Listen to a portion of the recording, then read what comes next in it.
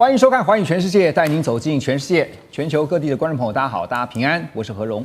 两岸大事国际焦点，深度剖析，打开视野。透过 YouTube 收看朋友，请您帮我们按赞、订阅、加分享，动动手开启小铃铛。也欢迎您告诉我们在哪个城市打卡收看。当然，欢迎大家多多的表达您的看法，跟我们互动一下。好，来欢迎今天三位来宾。首先是前大使、资深外交官邱文大使。何荣好，各位朋友大家好。另外是淡江大学财经系教授聂建中老师。何荣，各位观众大家好。还有军情与航空网站主编施孝伟孝伟兄。何荣兄好，各位观众朋友大家好。好，现在中日的争议呢还没有落幕啊，但是现在大家在看另外一件事情，就是呢日本首相高市早苗他原本希望是能够尽快的到美国去访问，最好呢是在明年1月啊就能够访问美国，但是日方在跟美方协调之后呢破局了，现在日方呢是希望能够抢在川普啊，现在是说看4月访中之前啊，在3月就能够抢先让这个高市去访问美国，当然也希望呢能够争取川普强力的支持，并且确认一件事情，就是日美同盟的团结。而会让高市这么不安的原因啊，当然其来有自啊，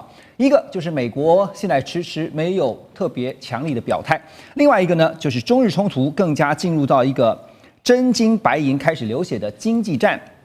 短短几天之内，有好几条的重磅消息在画面当中，您看到的哈，包括了大陆要求旅行社必须要削减40%到日本去旅游的团客，还有46条中日航线在2周内100%的取消。明年1月呢，中日往返航班将取消超过2000个班次啊，损失大概估计了一下44万游客。另外就是大陆的游客减少在日本的消费，让11月信用卡交易额同比减少了8%。日本的百货可以说是海啸第一排啊，光是在12月前半个月的，从他们的免税销售额来看，大丸松坂屋百货啊，这同比就下降了9.4%，高岛屋下降9.8%。另外呢，3月伊势丹百货呢是下降大约有2成左右。但如果我们只单看中国大陆的消费者来看的话，因为高岛屋的大陆客比较多，所以呢，看到它的降幅更是高达了23.9%。也就是说呢，日本观光业呢一下子就进到了好像是冰河期一样。现在连饭店住宿也传出撑不住啊，像是京都的房价平均降价57%，而京都甚至传出有一个晚上呢，只要300块钱台币就能够住一晚，这种当然是属于极端的案例。大阪呢则有饭店因为失去了中国大陆的团客更是带头砍价。那你知道大饭店开始砍价，当然连带影响的就是小饭店啊，这些旅宿业者呢也说撑不住了。聂老师，现在不只是看到的航线归零啊，现在也传出说中国大陆方面还要求要再削减40%到到日本的团客啊，所以确实我们看到在观光这个方面，中国大陆出重手，有打到痛点上。当然有46条中日航线，你刚刚讲100%停航，然后呢就是所谓的航线归零，这是非常严重的啦。当然，他要打这个，当然就是打击这个日本的经济信心嘛。那当然这个减销了，这个少了掉了。之前在10月到11月就提出了一个，当高市10月7号提出这个，所以台湾有事之后呢，日本不是很快就做了动作，叫做避免赴日旅行。光这几个字你知道吗？就已经削减了非常多。大家就知道从10月到11月，你知道一年中国去日本旅客大概是1000万人啊，900多万，全世界是3000多万，它大概占1/4。光这个平均起来一个月是80多万，好，之后从10月到11月一下就降到50几万、56万，就跌了20多%了，将近1/4，所以已经这个砍掉了非常多的旅客。这次再这样子中日航线再断航的话，那就不得了。当然，你就像你刚刚讲的，会少掉40多万，不管是详细数字会多少，就这么多的这个旅客会少，而且最重要的是，其实这个因为地缘也近嘛，台湾去日本也是一样，都是自由行比较多，自由行的人你知道吗？就到处拍照，然后呢就开始什么吃什么玩什么都可以。所以呢，会有非常大的影响，就在消费上。因为这个，其实我们讲说，全球就算中国只有去1/4，因为中国在这10几年经济起飞之后，中国人其实土豪是很多的，很会花钱去在这个日本吃花钱花凶的，其实是这个我们的对岸中国人。那这时候你会发现，它不只是这个吃的部分，你看吃一定会有很多餐饮店一定会受到伤害，包括我们的住宿业。其实不瞒你说，我在日本我自己就有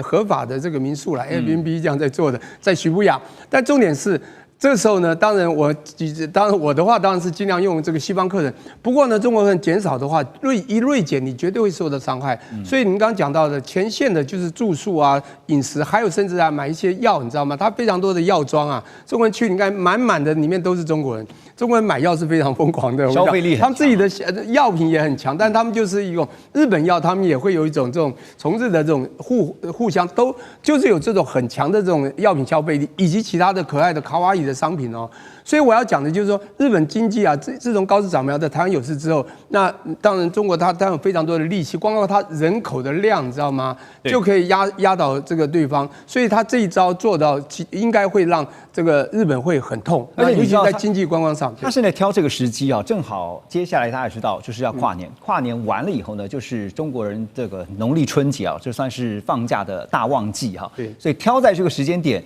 绝对也是有原因的。当然是这样子啊，因为这个时候，我们讲说大陆就是一个11长假，那再来就是新年嘛，这个时候大家最多放假。对，那我们在那边说，还有一个就是樱花季啦。那这个时间当然刚好点到这个时候，他在这一砍。那当日本其实就像那个当时的奥运一样，他当时想象他的奥运可以赚很多的钱，花了很多的科技广告，结果碰到了疫情，也很惨。这一次呢，当然又开始等于又是一次的，让他在最应该可以有这个所谓的这个外汇收入啊，就观光收入的时候，在这又是重一击，对他的确我觉得会有很大的伤害。确实啊，这个刚点了一个重点，农历春节之后呢，搞不好接下来呢还有一个就是樱花的花季啊。3月底。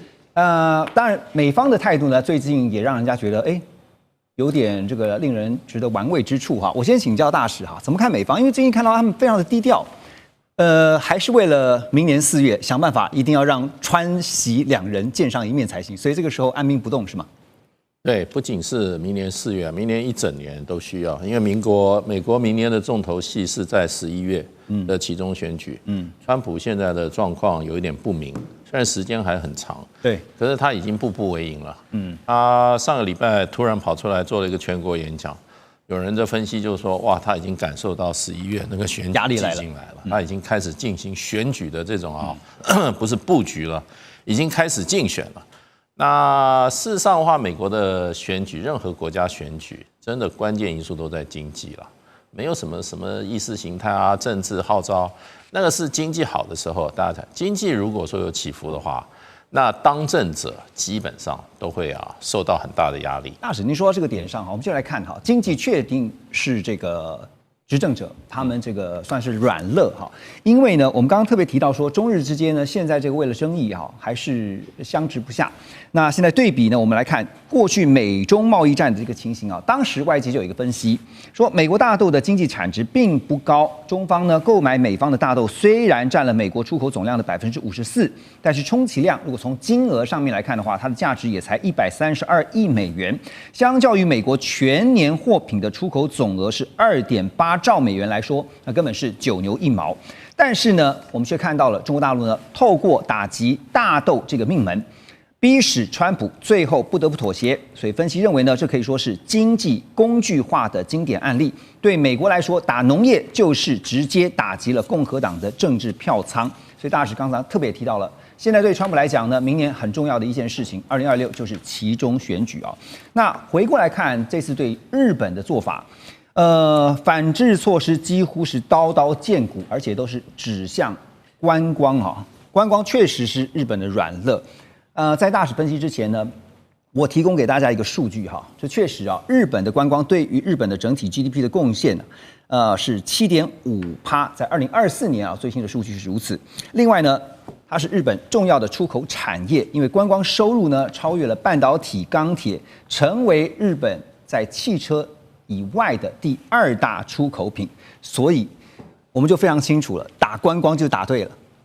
而且基本上就是说，现在中日关系的这个气氛之下，如果中国大陆还有大批观光客到日本去观光，若无其事，然后大笔花钱的话，那就给日本的政府传递一个非常错误的讯息，也就是基本上高市早苗的讲话是中国大陆政府在反对，人民完全无感，所以我觉得就中国大陆来讲，他一定要在这上面有所作为啊，也不能让这件事情啊继续来这个来持续下去。那另外一点就是，其实观光业在日本的整个 GDP 我看是7.5%啊，那不算大，可是也不算小。可是问题就是说，观光业这个产业跟一般的高科技产业它是不一样的，它创造出来的产值可能差不多。可是问题是什么？观光业是可以聘雇大量的非技术的就业人口，那这些人就是说，他的这个从业人员的数量要比你那个高科技的工厂那要多得多，而且他深入基层，有些市井小民他可能都靠观光业为生，即使是在市场上摆个摊子或者卖一些这些欧米亚给这种小生意、中小企业，他可能他的生计是跟观光客是息息相关的，所以就变成就是说，这个产业它的就业人口对比之下它比较大。第二个呢，它这个就业人口的属性是属于中下层的人民比较多，那企业也是属于中小企业。那你当然你看到它有这种大的这种旅馆的 chain 可是呢，你也有很多小的旅馆也在这里面从事住宿业的。那这个交通业的话，计程车也好，还有做这些旅行的这个租车的、租赁车的，尤其那个大巴士的司机、大巴士司机或者中型司机，这都是很重要一个，它很重要是需要这个。另外一些药妆店这些店这个在日本大街小巷都有。那这些还有就是说，日本的其实为什么这些韩国、中国大陆、台湾、香港是构成日本的这个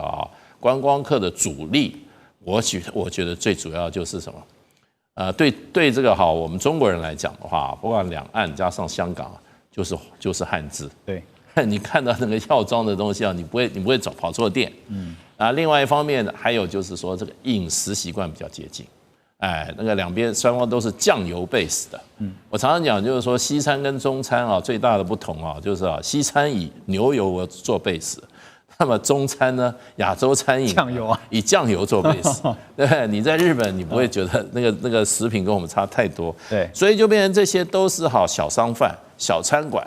小的旅行业者，那这个是一个很庞大的一个就业人口。是那日本的第三季今年2025第三季，它的整个 GDP 是负0.4%。日本现在这个各界非常的担心，因为2025事实上本来年中Christmas 还有年中，它还有就是说到年底还有这个这一波这个观光业可是因为11月7号高市早苗这个讲话这个错误言论以后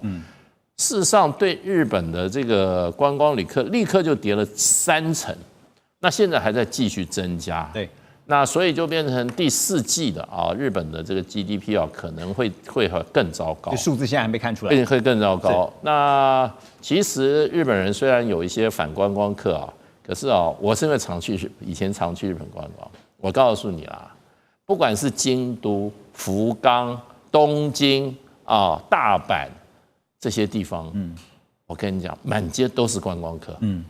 满街都是观光客，连那个公车、地铁都是观光客。所以大使，你点出了说观光对于日本的重要性好，现在说抵制观光会造成日本的重击那现在当日本业者还有2件事情，就是市场正在发生的事情呢，他们会觉得很担心的。一个是航空运力的转向就是被取消的运力呢，改由韩国跟东南亚接手了。还有一个就是消费习惯的重塑。那这个消费习惯呢，就是让民众觉得说，反正不去日本呢，有其他的替代性方案我如果去韩国也可以去东南亚都可以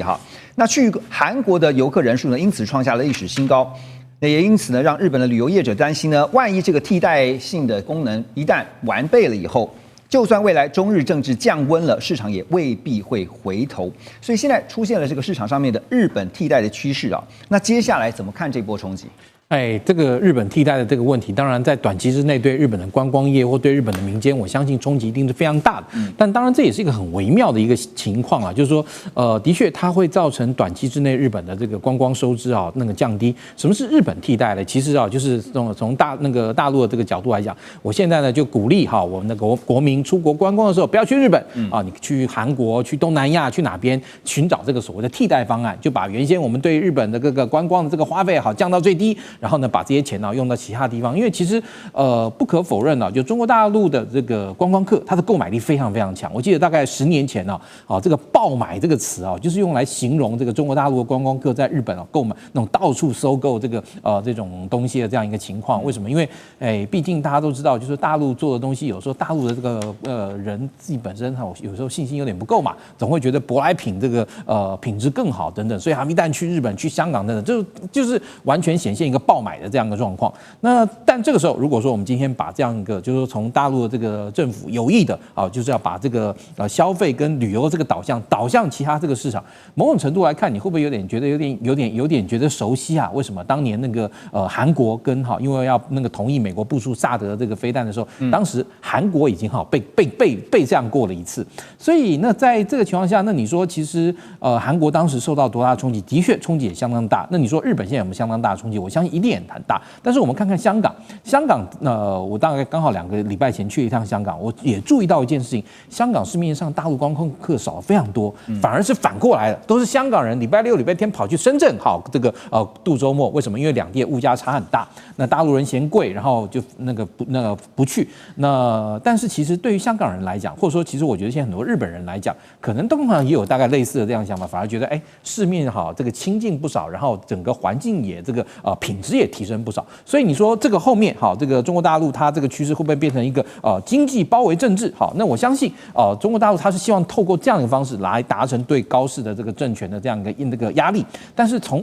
我觉得从一般民间对高市在这个事情上的反应来说，高市反而变得相对来讲它不会那么担忧。但是当然对经济或者说财政的冲击，这个部分是一定有的。所以你说短期高市是不会软下来的？对，它不会，我觉得不会。而且其实对于一个政府部门来说，我今天已经在这个我觉得他会日后用各种的方式来去弥补这样一个说法，但是他绝对不会说我这个说错了，我这个话要收回，这个不行。因为这个其实对于高市的威望来讲，如果他一旦做这件事情，他首相都不用做了。这个我觉得这个北京方面给那个高市方面，我觉得那时间的推演下去，双方最后会磨合出一条新的方式，就像当初中国大陆对韩国那样，就是高市自己要面对自己内部的政治压力可是除了政治以外的话，民众给他的经济压力看他能够撑多久因为刚才点到的一个关键就是这件事情其实有一体两面的。现在日本就要想办法是看观光的这个空洞，如果真的开始了，那有什么可以替补进来的？我们休息一下，马上回来。2025全球局势必须关注，中美赛局牵动地缘风险，连带影响台海两岸未来。环宇全世界，关心全世界，权威分析，专业观察，客观立场。每周6日，请您准时锁定，一同关心全球大事的瞬息万变。